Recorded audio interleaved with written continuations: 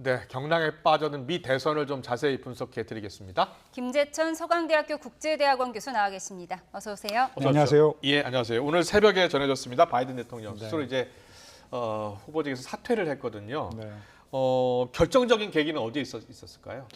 뭐 한 두 번의 변곡점이 있었다고 생각하는데요. 예. 9월 말에 대선 토론회가 열렸습니다. 예, 앞서 기자가 설명을 했고요. 예. 네, 그때 이제 큰 실점을 했고요. 그때부터 후보 사퇴론이 불거지기 시작했죠. 근데 그때까지만 하더라도 뭐 완주하려는 의지가 워낙 확고했었는데 그렇죠. 한국 시간으로 지지난주 일요일 7월 14일에 트럼프 전 대통령을 상대로 한 피격 사건이 있었습니다. 예. 그러고 나서 이 트럼프가 정치적으로 훨씬 더 강해진 것은 분명해요. 그렇군요. 그러고 나서 이 바이든의 정치적인 우군이라고 할 수 있는 낸시 펠로시 전 하원 의장, 예. 그리고 뭐 정치는 아니지만 이 조지 클루니라는 배우가 있습니다. 그렇죠. 예, 돈도 예. 많이 모아주고 정치적인 영향력도 큰 사람인데 등을 돌렸고, 네. 그리고 결정적으로 버락 오바마 전 대통령이 사퇴 압박을 하기도 예. 하고 상원과 하원의 이 원내 대표들이 또 나서가지고 사퇴를 갖다 종용했었는데, 그리고 나가지고 코로나가 걸렸고 집거, 그러니까 격리를 할 수밖에 없었잖아요. 그리고 나서는 조금 생각을 갖다 곰곰이 하고 아마 그 최종적인 결정을 내리는 데는 이 부인 질 바이든 여사의 어떤 권고도 있지 않았을까, 이렇게 그렇군요. 조심스럽게 예. 생각해 봅니다. 예, 잘 들었습니다. 이렇게 현직 대통령이 전당대회를 앞두고 네. 바로 앞두고 이렇게 사퇴한 경우가 없죠. 없죠. 예, 1968년에 당시 린든 베인스 존슨 대통령이 재선에 나서지 않겠다고 선언을 했는데, 예. 그거는 경선 레이스가 펼쳐지기 전이었습니다. 그런데 경선 레이스가 다 끝나고 나서 지금 대선을 목전에 두고 3개월 반 정도 남았잖아요. 네. 예. 그리고 사퇴를 선언한 대통령 후보는 한 명도 없었습니다. 네.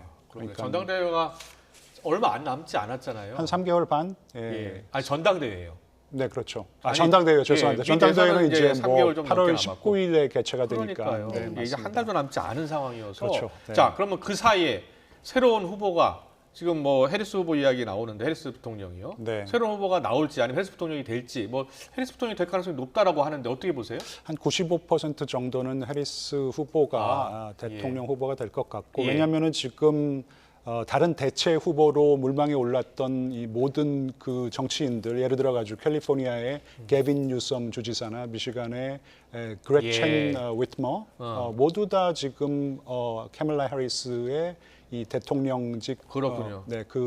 후보 승계를 예. 지금 적극적으로 지지한다라는 입장이기 때문에 예. 단지 이제 어떠한 과정을 걸쳐서 후보로 공식적으로 추대할 것인지에 대한 조금 논란의 여지가 남아 있다고 생각합니다. 알겠습니다. 선거 자금 때문이로라도 해리스가 이어받아야 된다는 분석이 나오던데요. 네, 그것도 사실 현실적인 고려 사항이었을 것 같아요. 왜냐하면 예. 지금 적지 않은 금액을 모금했는데 네. 한 뭐 한국 돈으로 1,300, 1,400억 정도 그렇군요.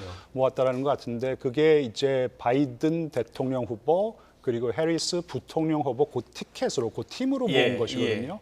근데 만약에 아까 지금 말씀드렸던 뭐 게빈 뉴섬 같은 그런 그 정치인이 대통령 후보를 승계한다, 후보직을 네, 승계한다 예. 그러면은 이 모금했던 기금들을 갖다 다시 다 그 기부자들에게 돌려줘야 돼요. 일단. 네, 그리고 그렇다면서요. 다시 기부를 받아야 되기 때문에 절차적으로 굉장히 복잡하기 때문에 예. 그러니까 선거 자금을 활용해서 쓴다라는 어떤 차원에서도 굉장히 현실적인 선택을 한 것이 아닌가 생각합니다. 알겠습니다. 자, 카멜라 해리스 후보는 누구인지 잠깐 볼까요? 1964년생이더라고요. 그리고 캘리포니아 검사 출신이고요. 그리고 2016년 연방 상원의원에 당선됐습니다.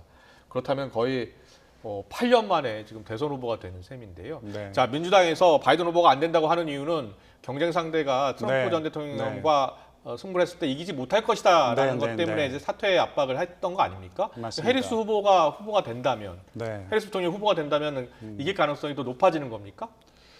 잠재력도 있고 그리고 예. 한계도 있다고 생각합니다. 잠재력은 일단 젊다라는 것. 예. 그죠? 지금 64년생이니까 그러네요. 46년생인 트럼프와 거의 한 20년 차이가 나거든요. 우리 20살 나이로 59세, 그죠? 예. 근데 이제 우리 나이 뭐 이제 그런 거 없으니까요. 예. 이제 59세가 맞고요. 59세. 예. 네, 그래서 이제는 트럼프에게 당신이 노쇠한 후보라고 그렇게 공격할 할수 수 있겠네요. 있습니다. 그리고 바이든이 안타깝게도 민주당의 전통 지지층이라고 할 수 있는 여성표를 잘 결집하지 못했고 소수 인종의 표심도 사실 상당 부분 트럼프한테 읽고 있었던 상황이에요. 예. 근데 이 해리스 같은 경우에는 지금 여성이고 해서 여성표를 좀 결집할 수 있는 어떤 잠재력이 있고요. 예. 그리고 아버지가 그 자메이카 출신 흑인이죠. 자메이카 그렇죠. 출신이니까요. 예. 그리고 어머니는 인도계 미국인이기 때문에 이 뭐 흑인이라고도 할 수 있고 아시아계라고도 할 수 있습니다. 그래서 소수 인종에게 이제 소구력이 분명히 있긴 있습니다. 예, 근데 예.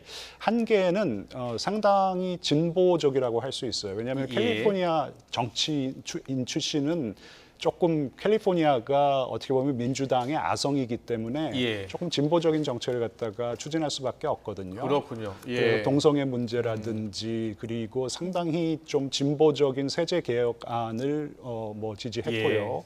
그리고 뭐 여러 하여튼 이 정책에 있어서 중도 확장성이 좀 없는 정책을 갖다 추진해왔던 것은 사실입니다. 네. 하나쯤 또 떠오르는 게 마리화나 합법화, 대마초 합법화도 지지를 했습니다. 그랬군요. 예, 예. 그랬기 때문에 사실 이 전통적인 지지층을 결집할 수 있는 능력은 있지만 결국은 중도 확장성이 굉장히 중요하거든요. 특히 예, 이번 예. 선거가 역대급 비호감 선거이기 때문에 네. 부동층이 매우 두텁다라는 거 아니겠습니까? 그래서 그렇군요. 부동층의 표심이 굉장히 중요한데 그리고 이 경합주라 그러죠. 예. 7개 정도 되는 경합주. 대부분 다 러스트벨트 지역에 있는 그런 주들인데 그들 주의 이 백인 노동자들, 특히 백인들의 마음을 얼마나 살 수 있을지 거기에 대해서는 조금 의구심이 있다라는 것이죠. 그래서 그렇군요. 경합주에서 어떤 경쟁력 측면에서는 조금 한계가 있어 보입니다. 네.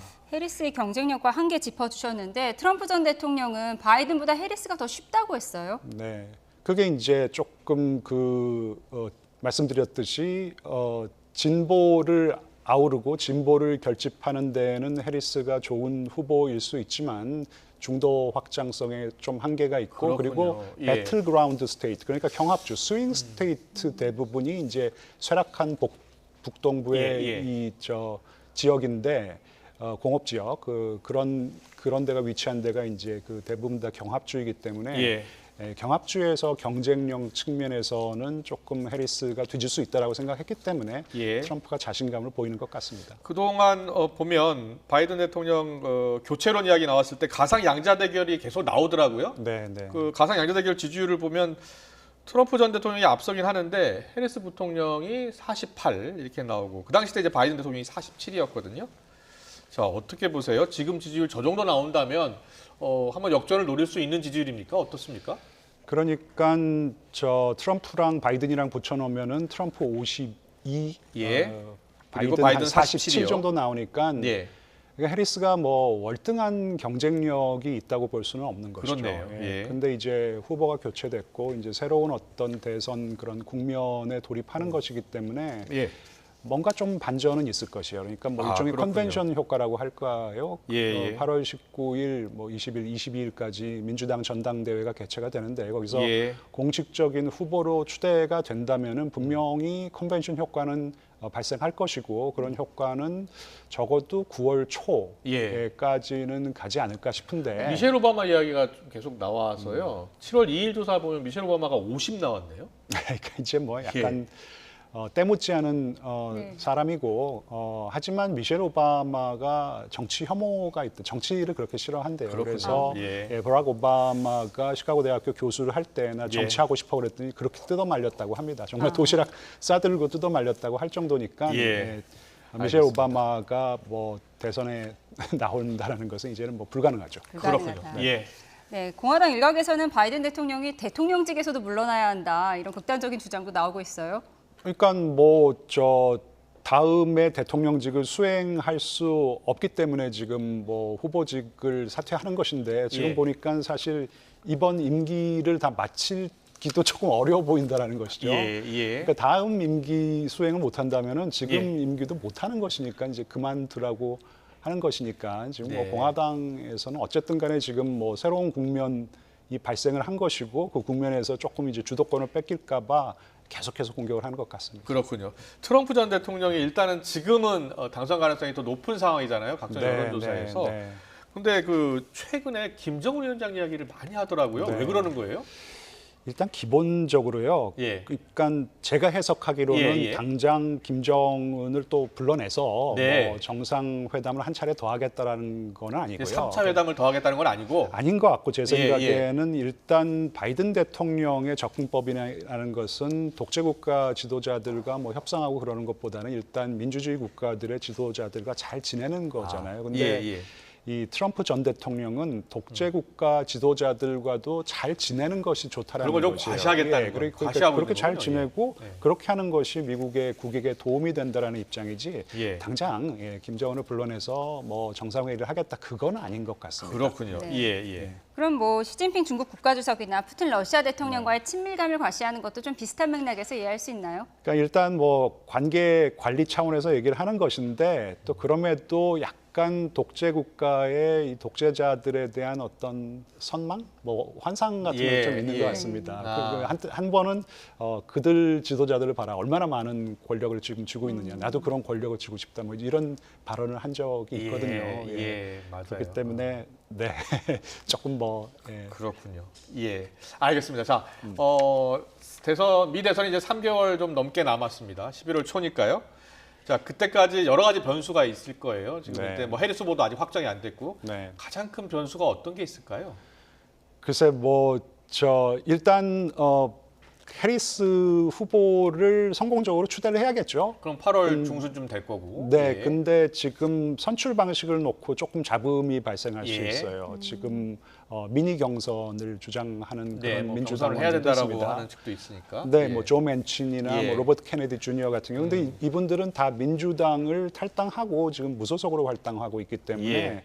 그들의 목소리가 크게 반영이 될 것 같지는 않고, 근데 미니 경선을 하면은 절차적인 정당성 확보라는 측면에서 훨씬 더 유리하고 뭐 또 흥행 측면에서도 좋을 그렇겠죠. 것 흥행 효과도 같은데 있고. 지금 시간적으로, 그러니까 물리적으로 불가능할 것 같고 아. 결국은 이 민주당도 전국위원회가 있거든. 전국위원회를 개최해서 뭐 화상회의를 한다고 쳐요. 예, 다 모이기는 예. 어려우니까. 그래서 거기서 우리가 해리스를 공식적으로 후보로 추대하자. 그래서 그 결정을 결의안으로 명시화하고 네. 거기에 의거해서 전당대회에서 이 롤콜 보트를 하죠. 대의원들이 이제 호명 투표를 하거든요. 예. 우리 뭐 캘리포니아에 할당된 대의원들은 모두 해리스에게 투표를 합니다. 네. 그러니까 그런 식으로 이제 매끄럽게 가야 되는데 시간이 너무 촉박해요. 이게 미국의 선거법이라는 것이 이게 연방제로 채택했기 때문에 주마다 다 다릅니다. 그러니까 네, 어떤 주는 8월 초까지 빨리 후보로 내놓으라 그래요. 그러니까 너희들의 그렇군요. 공식 후보는 누구냐 예. 그러는데 이게 아직까지 정리가 안 되면은